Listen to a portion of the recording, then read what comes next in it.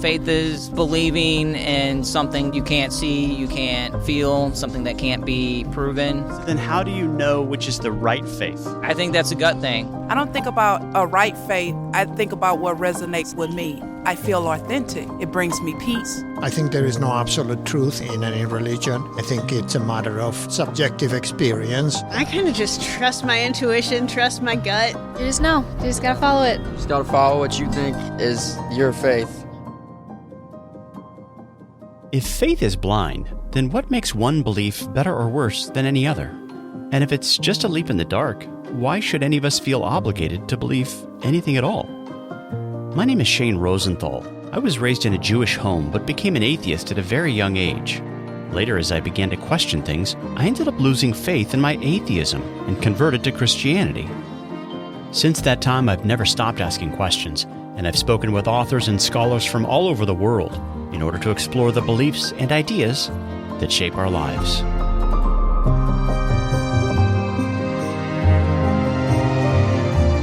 Over the years, one thing I've concluded is this: we're all believers.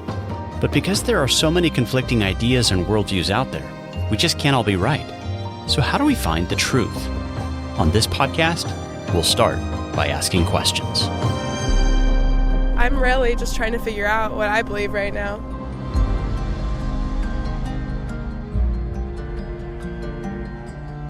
Hey there, welcome to the Humble Skeptic podcast. I'm Shane Rosenthal.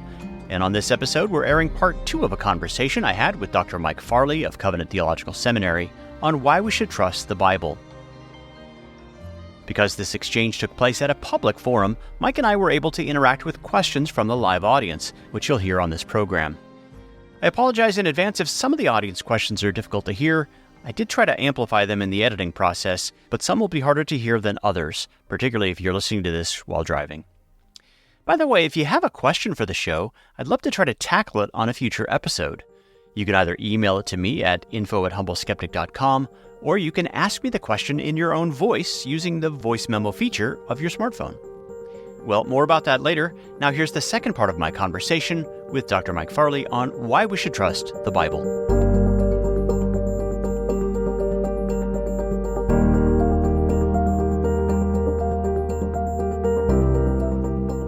One of the things I think we should say here is that when it comes to worldview options, nobody's really neutral, are they? You can have a referee with the black and white stripes on the football game, and they do a pretty good job overall. They're not necessarily for the Chiefs, not for the 49ers. They're making a call based on objective criteria. And if you saw one of them wearing the Chiefs hat, it might give you concerns, right? Well, when it comes to refereeing the different worldview options in a pluralistic culture, nobody can sort of take off the hat. Nobody can keep from taking off the hat. We come from a particular worldview. And so you're born with certain worldview assumptions. So if you're coming from a polytheistic Hindu background, you might have trouble with the idea of the monotheism that Jesus is espousing. And if you come from a secularist anti-supernatural background, you might have problem with the miracles. So we can't all be right. And that's why I argue that we should recover this idea of a healthy skepticism. And I find that in the Bible everywhere. We shouldn't believe every silly idea, right? We should be discerning. Do you think we need to reemphasize those categories, or am I going too far with this? No. I actually just want to pick up on what you were saying earlier there as well, that I think that a better way to think about making our faith relevant to our neighbors, rather than only trying to stress the way in which religion can touch our sort of inner experience. So rather than only saying Christianity will give you meaning and purpose and guidance and love and experiential things, thinking even back to those college students, I'd want to say everyone's religious. Right. Everyone has beliefs. Religions answer a set of big questions. There's a big set of ultimate questions that all major views of the world have to grapple with. Where did everything come from? What does it mean to be a human being? What's wrong with the world? How could we make what's wrong with the world right? These big ultimate questions. You don't have to believe in any sort of God in order to be really interested in those questions. There are lots of people, because actually we can't escape them. Right. When we go out and live in the world, we're actually making choices every day that reflect that we think that there are things that are right or wrong. And all of our choices all the time are revealing that there are things that we value and there are goals we're pursuing. We have some kind of idea about what it is to lead a good human life. Everybody's trying to do this. So when we can get people to tap in and see that when we're talking about religion, we're actually talking about those questions that are deeply important to everyone. That can be a better starting point, because that gets us into the realm of then asking, well, how would we answer those questions of truths about the real world? Yeah. And that everyone has to grapple with what's true about how we would answer those big questions. So I think that's a better way to think about how do we make our faith relevant. That can be a starting point. But doing that means then we're going to have to be able to grasp our faith in this really large way. Right. We're going to have to see that the biblical story actually answers all these big questions for us in a coherent way. But we may not be used to thinking about it in those terms. Yeah. But the more we can think about, big questions like, what does the Bible say about where the whole universe came from? Yeah. And how does that compare with how other big views answer that question? Yeah, and then if you have a variety of views, just topic by topic, where did the universe come from? Where do ethics come from? When you present the conflict to people, it's like, well, why do you think your view is the better view than, say, the 1,800 other possible views? What makes you so sure? Help them to see the problem of pluralism as well.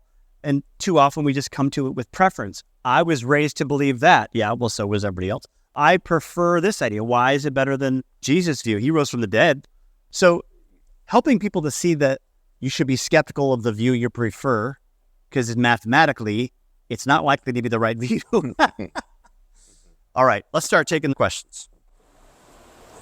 So you're talking about a lot of opportunities in conversation to delve into the text of Scripture and compare what the text says between what is thought to be believed by the individual.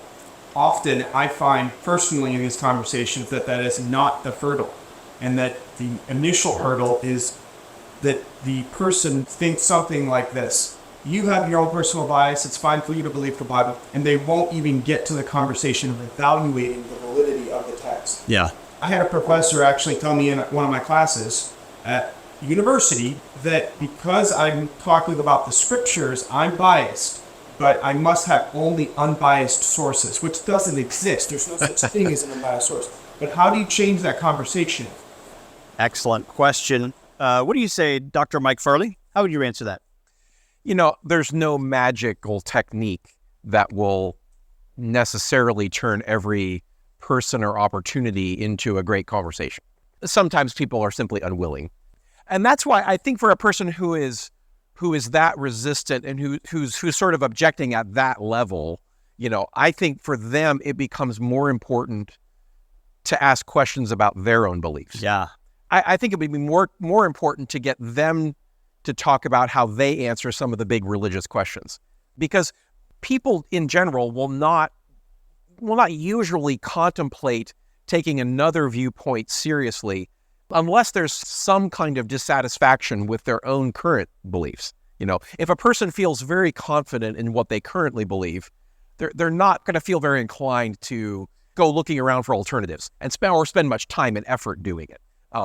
But if you can start to talk about maybe how there are tensions or contradictions or things that can't be explained about a person's own views, that sometimes can then begin to sort of create more of an opportunity for dialogue, for give and take.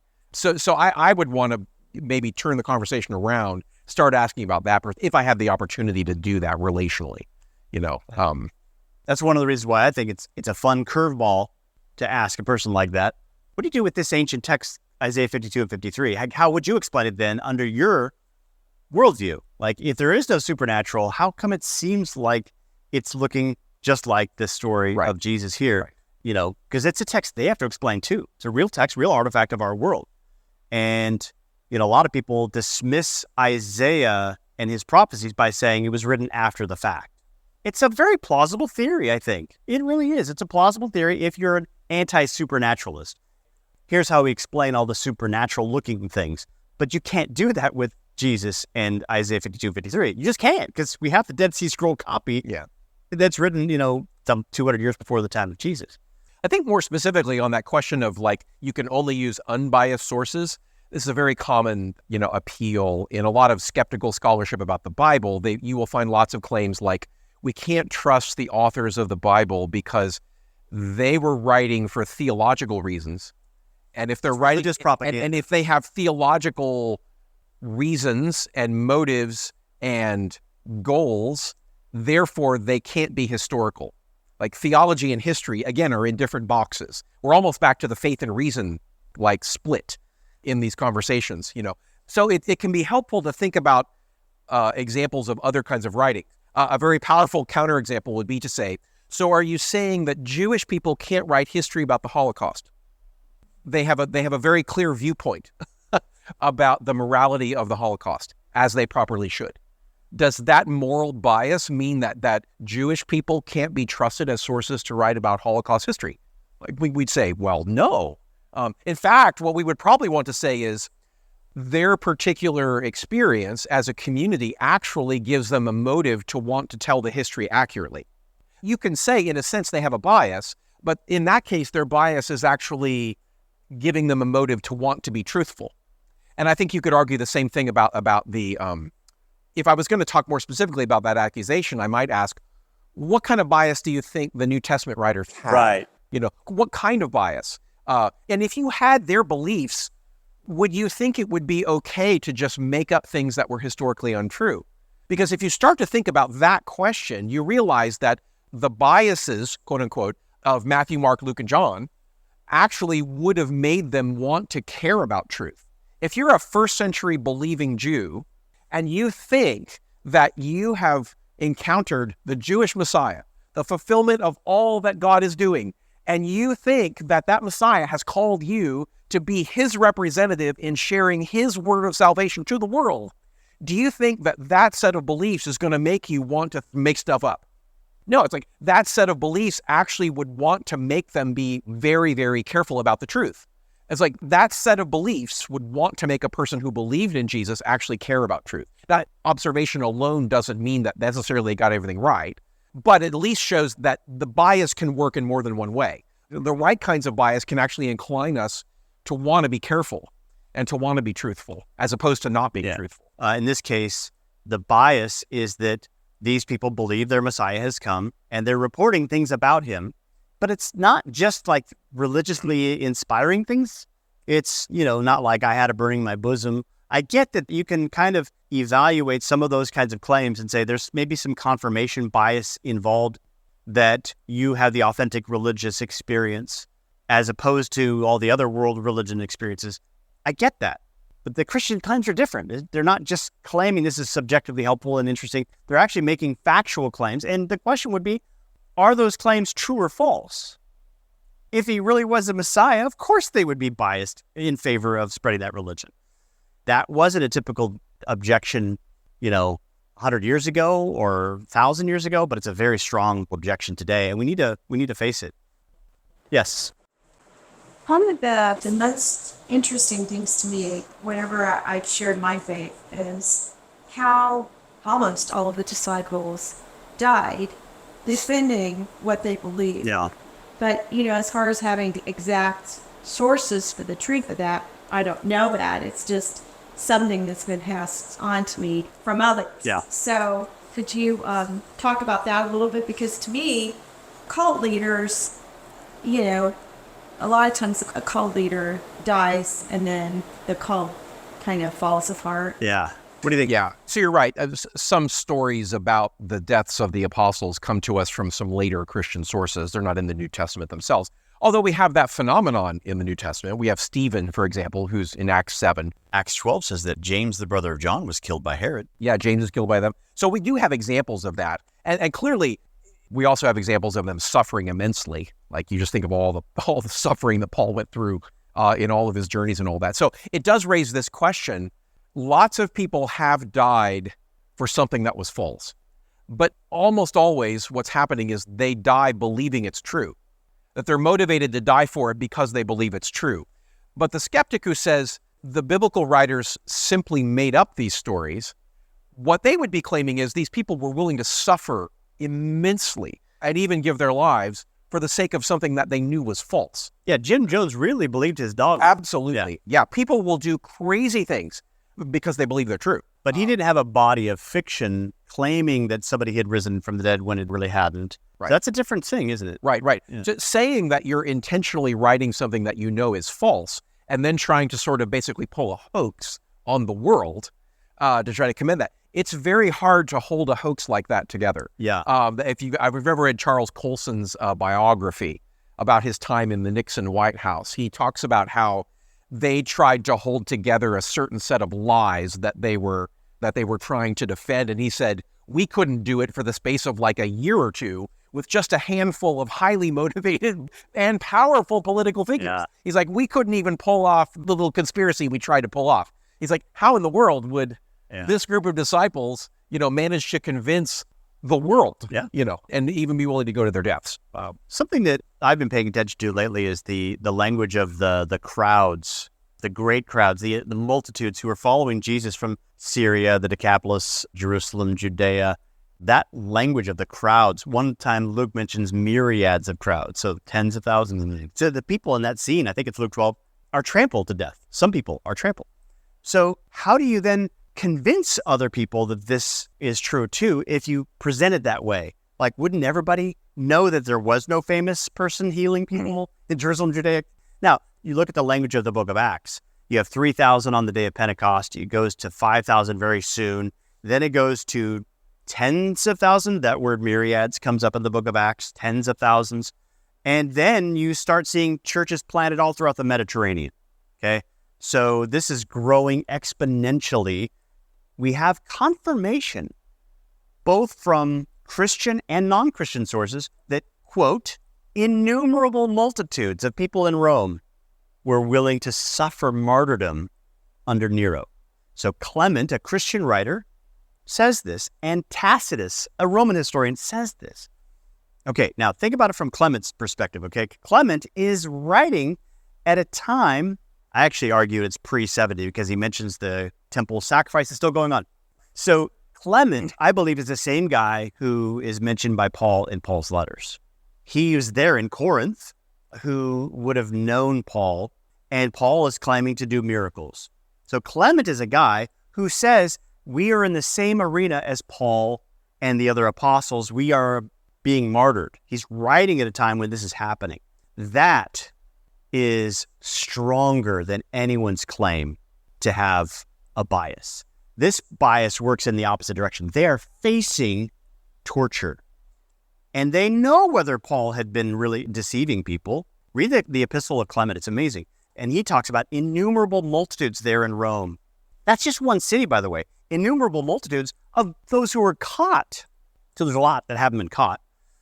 Pliny's letter to Trajan mentioned something similar at the end of the first century, that his memory, his testimony of what he's been doing, capturing the Christians, asking them to recant by tortures and things. His memory goes back, he says, for a couple of decades. So it's been going on for a while. And that's in Turkey. Okay, that's in Bithynia. This is what Jesus says would happen. You'll be my witnesses in Jerusalem, Judea, Samaria, and to the ends of the earth. And what does Jesus say in the Gospels? You're going to be going before men, and you're going to be flogged, and some of you will be crucified, but receive it all as joy. Short-term prediction coming true. There you go. But receive it all, count it all as joy. That's a very bizarre teaching that nobody had ever said that kind of thing before. Receive it as joy when you suffer on my behalf. That's part of what's baked into this gospel, being willing to suffer. This isn't something that's easily made up. If it's fiction, it's the world's most amazing fiction. Ask your skeptical friend just on the hoax theory. Isn't that worth exploring? I think this is the number one belief system in the world, Christianity. 1/3 of the global population believes in Jesus to some extent. That's a kind of an amazing thing. What's the power of this hoax? Yeah. Why is it plausible, do you think? Yeah. Where does it come from? Yeah. How does it arise in the first century? That's it. Okay. If you want to, you will say, let's assume it's not true. Right. Where did this belief actually come from? How would they have come up with these particular beliefs about Jesus in the first place? These are first century Jewish writers. How would they have come up with this belief that Jesus is not just a human king, but he's God himself, come to be the Redeemer of the world? Yeah. Where would that come from? and he rose from the dead. Well, there's only so many options. Well, they could have gotten ideas from other Jewish sources.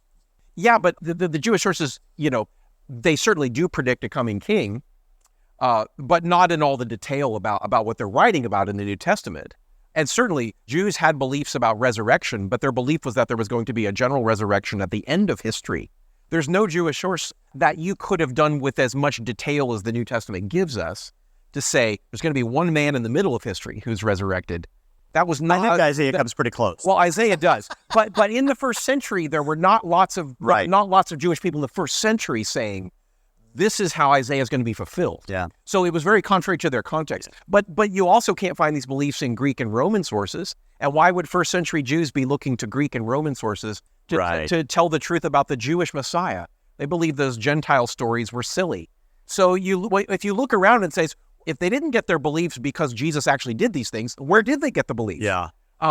There's no plausible source you can turn to in the first century that they could have taken these ideas from.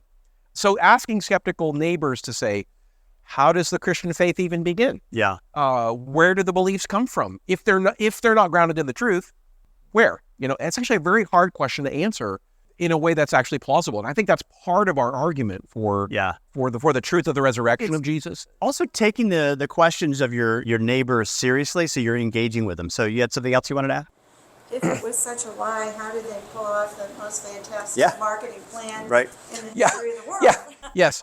A group of moderately educated Jewish, kind of middle-class people, who don't have any power. How do they do that? It's mind-boggling. So this is probably like a lazy student question, maybe, but we've mentioned a little bit about there's sort of a deluge of information. You have people like Bart Ehrman you mentioned. Yep. You have Discovery Channel specials by secular scholars who basically say, well, this is what Christianity says, and here's why it's wrong. But I don't feel like a lot of times there's a good solid background and foundation of why what they're saying is incorrect without going through seminary or becoming a theologist. Yeah. Right. You had the couple episodes with David Roll, the Egyptologist, that were mind-blowing to me because I just didn't know some of the evidence he pointed to in his theories on the pharaohs and whatnot. But how can a layperson, for instance, find these sources or find reliable? Because I also think sometimes I've seen videos of biblical archaeology that kind of go wackadoodle. Right. Do you have any recommendation for evaluating or seeking these kind of... Discernment is the key word, right? You got to be discerning, and you got to ask good questions, and you got to be a researcher. And that's one of the things I'm trying to do with the Humble Skeptic is to give people access to some of the quality stuff that's out there, and I'm trying to make it accessible. So a lot of times, really good scholarship is, written by the Oxford or Cambridge guy, and most people don't have access to that kind of thing, and they're not going to read a book that's this thick. All they know is the Discovery Channel summary, and they're interviewing really schlocky guys who don't know what they're talking about. Happens again and again and again. Do you have anything you want to add here? Yeah, I mean, there are certain podcasts you can listen to. Gavin Ortland's podcast, Truth Unites, is another example of that. John Dixon's Undeceptions he's got really very accessible things. There are some actually short books. I mean, I hear what you're saying. How do I do this if I'm not going to spend 5 years reading academic tomes? You're most people can't do that, and that's fine. There are books written like this that aren't terribly long. Can We Trust the Gospels by Peter Williams? He's a Cambridge, researcher. I mean, I think the best kinds of apologetic works, I think, are the resources that are written by the people who actually do the academic work.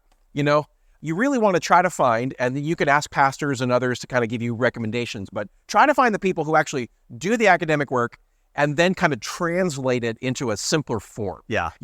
This would be an excellent example of that kind of book. It's not very long. It's written pretty easily. Peter Williams, Can We Trust the Gospels?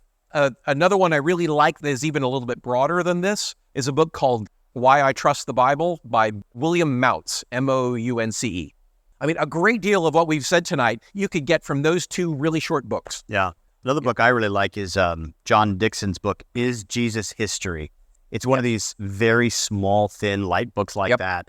Is Jesus History? His podcast, Undeceptions, is really... Oh, yes. Excellent. Very artfully, tastefully done. He has a PhD from a secular research university in history. Like he's an actual ancient historian by training, and he teaches at Wheaton College now. So he's very. I've interviewed him before. I'm thinking about re-releasing that on my podcast because it was such a good interview. But he also has the same view of faith, that faith is completely misunderstood in our time, and it only has been misunderstood for about the last 150 years. The English word is the problem. It doesn't mean what most people think it means. You heard it in the secular college campus interviews that faith is just this thing that is not evidence-based. And that's where I think we should be skeptical. You got to be discerning, just like Paul said. Yeah. Do you think there was an inflection point that made that pivot to people thinking that the Bible is just stories? Is there a defining rule within history, or has it just been erosion over the years? Was there like a big event that caused that mindset shift? Yeah. Or has it just happened? How would you answer that? I mean, that's a long story. It doesn't happen just in a single moment. You know, you start to have scholars in the 17th and 18th centuries who we now associate with what's called the deist tradition, basically believing that there's a creator God. There were a group of scholars who were very frustrated by Christians who were fighting each other, Protestants and Catholics who were fighting each other in the 17th century. There were horrible wars that were happening on the European continent. Now, it wasn't all because of religion, but religion was wrapped up in it. You know, there were Protestant countries and Catholic countries and kings, and it was, religion was all wrapped up in it. There were certain people who said, wow, the Christians not only can't agree with each other, this is producing like continent-wide conflict, all right, and warfare over this disagreement. Maybe we need to take a step back and try to find some other foundation for truth. Because if the Christians can't all agree about what the Bible says, then maybe we need another foundation for truth altogether. And so this is where the philosophy of René Descartes comes from, because he wants to step back and say, I need another foundation for certainty. And he tries to ground it in his own reflection philosophically about the world and so forth. So there's kind of a trajectory that starts there that says maybe science and the methods of natural science and philosophy are a better foundation for truth than what we've received from the Bible. And it sort of arises out of the context of Christian conflict after the Reformation period. This is the same time when the scientific revolution is happening, and it was very impressive at the rapid advance that scientific discoveries were making. You know, so science, natural science appears to be highly successful, a highly trustworthy foundation for knowledge, you know, but all this stuff about history and tradition and scripture seems like it just leads to endless conflict that nobody can agree about. Yeah. Science gives us truth, right? Religion gives us warfare and conflict and superstition and so it kind of emerges from that contrast. It's not that, you know, this didn't happen overnight, but this is kind of the seeds of it. That doubt really only existed in the 17th and 18th centuries amongst mostly a group of intellectuals, you know. It doesn't really start to move out into the broader world until the 19th and 20th centuries, in part because eventually their skepticism about scripture kind of becomes a whole approach to biblical scholarship that comes through German universities, especially in the 19th century. German. And so it was especially German research universities who sort of took on this whole approach to what we would call a more theologically liberal approach to viewing scripture non-miraculously. That's where it sort of became an assumption that stories about miracles can't be historical. Now those are philosophical reasons, but that sort of philosophy begins to sort of shape. And the German universities in the 19th century were probably the greatest research universities in the world. So it was part of their academic prestige that led to them influencing a great deal of what happened in universities all over the world, including England and America.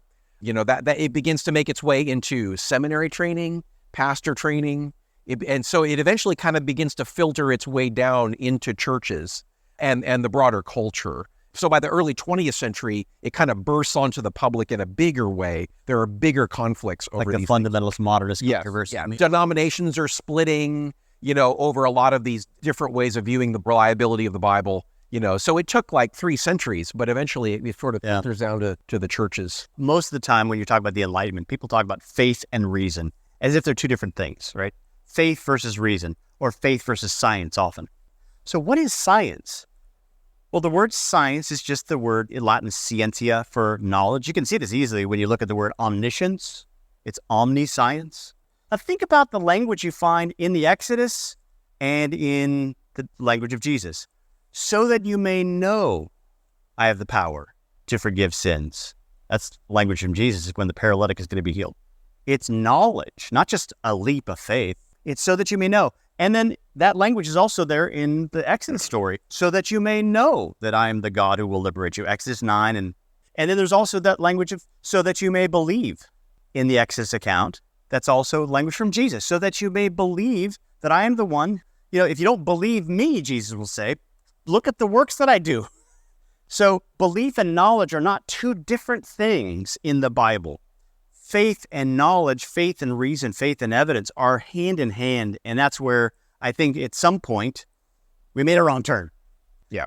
Any last comments you want to make? I do wanted to recommend a couple of other books that kind of start, I recommended a couple books about the history arguments about why we can trust the Bible as historically reliable.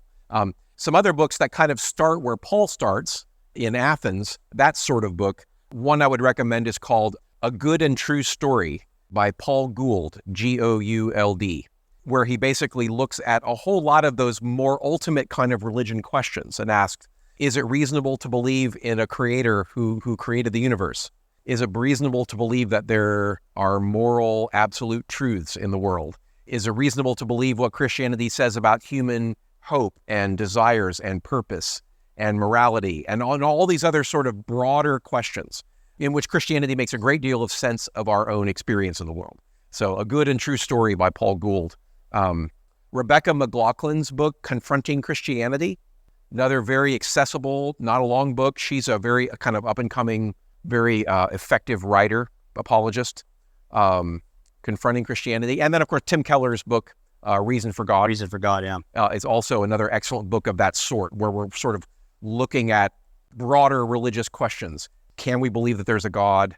How does that relate to natural science? Yeah. Those kinds of questions that are kind of in the background. When we talk about history, we're all approaching history with a kind of larger philosophy about nature and the world.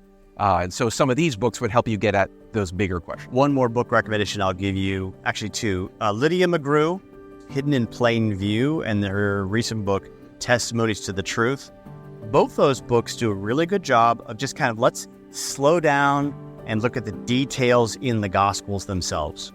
Do these have the marks of authenticity or not? You're looking at a painting, is this a Van Gogh or is it not? That's the category. So you're not just going to dismiss them because they're biased. Maybe we should give some respect to the 1 or 2 billion people who believe this Jesus guy. All right, let's look at the documents carefully and closely. Those are really, really helpful books. They're very easy to read. She has other thick books that are, more scholarly works, but those are accessible.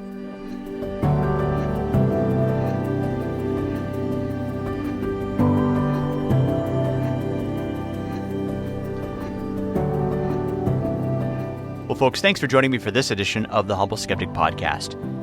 If you'd like to check out some of the books that Mike and I recommended during this program, you can find them in the show notes at humbleskeptic.com. That's humbleskeptic.com. We've also added a few other recommended books and resources that will help you to explore this topic further, including information about my own forthcoming book.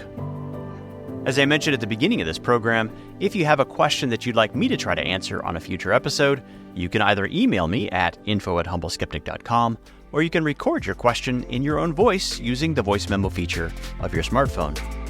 Please remember that the Humble Skeptic Podcast is listener-supported and that I could really use your help. You can find some of the giving options at humbleskeptic.com. That's humbleskeptic.com, and I look forward to being with you again next time as we discuss the beliefs and ideas that shape our lives.